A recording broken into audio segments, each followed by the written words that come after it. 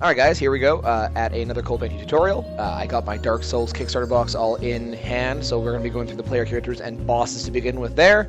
And we're starting off with the Dark Souls Knight.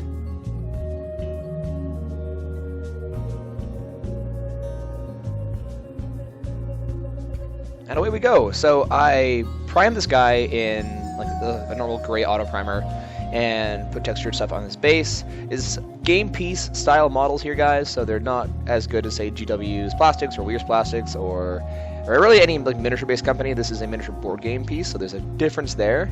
But once the primer was down, I'm just going to hit everything with Vallejo model color black. Just it's easier to work silvers off of black.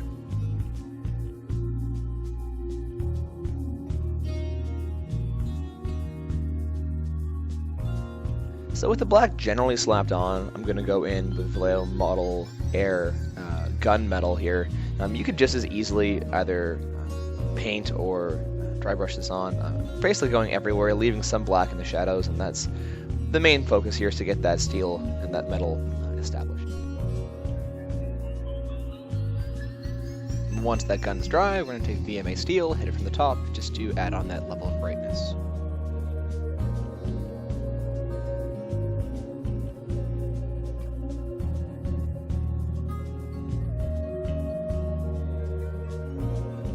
And we'll just add on a wash of GW's Nuln Oil, or Citadel's Nuln Oil, whatever terminology you want to use there, to start establishing some lines. Now, I'm going to take the second here just to say to you guys, with models like this, you're going to want to go back in and black line some extra things.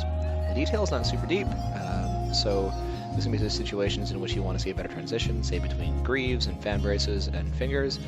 So you can see that for the most part, the wash is working, but you're going to want to use a thin brush and blackline things later.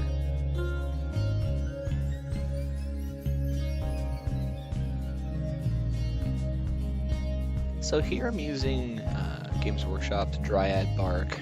This is a really dark brown. It's fairly opaque. That wouldn't let any of the shine show through.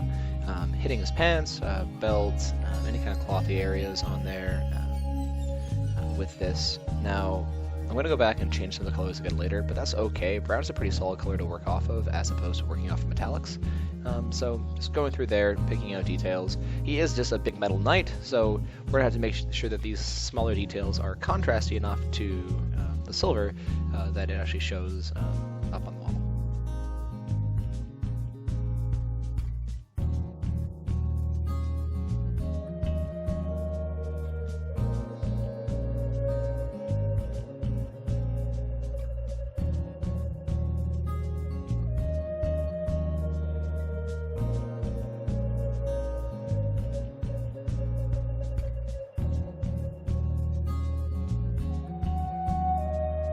So with the base coat down, we're going to just apply general color, leaving the Dryad Bark in between Mournfang Brown, just to establish a color for those leather veins.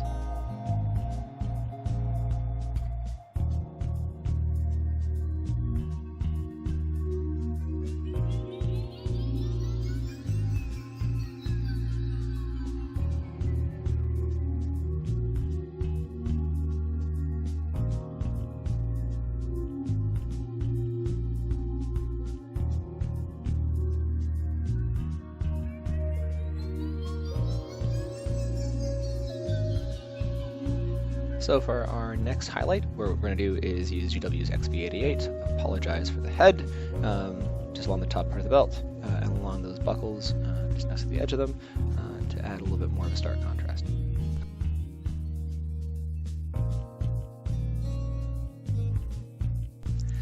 It was at this point that I realized that there's just too much brown and metal on this guy, and he actually needed to get a little bit of color. Taking a look at the concept art, well, painters can do a lot of cool things that we can't necessarily do in as easily in the miniature realm, so I'm going to use the cloth section around the sides of his waist and hips there, base coating it in Privateer Press's coal black to add on a little bit of a blue/teal colder feel to it. Once that was done, I highlighted it with P3 Trollblood Base.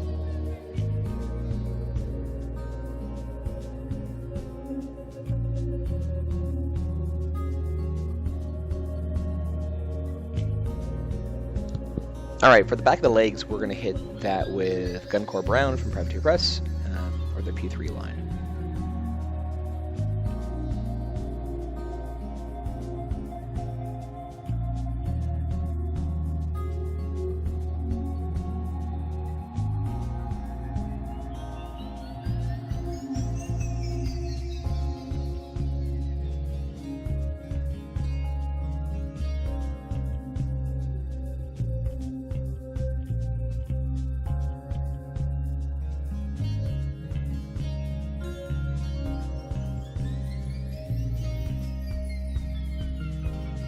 Okay, to highlight the back of the pants, we're going to just mix together the Guncore Brown with a little bit of the Loyal Model colors Silver Gray.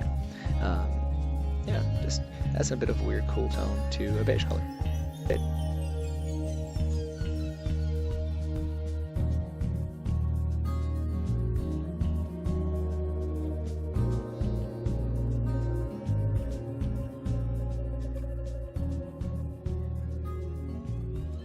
For some of the last details here, we hit the helmet, shield, and hilt and pommel of the sword with VMA Gold.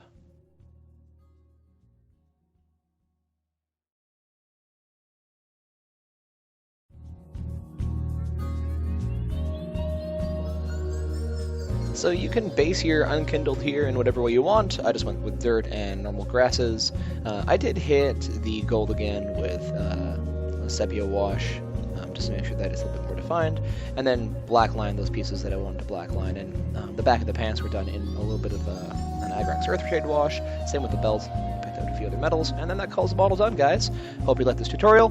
Check out the channel for more upcoming Dark Souls painting guides. Have a good one.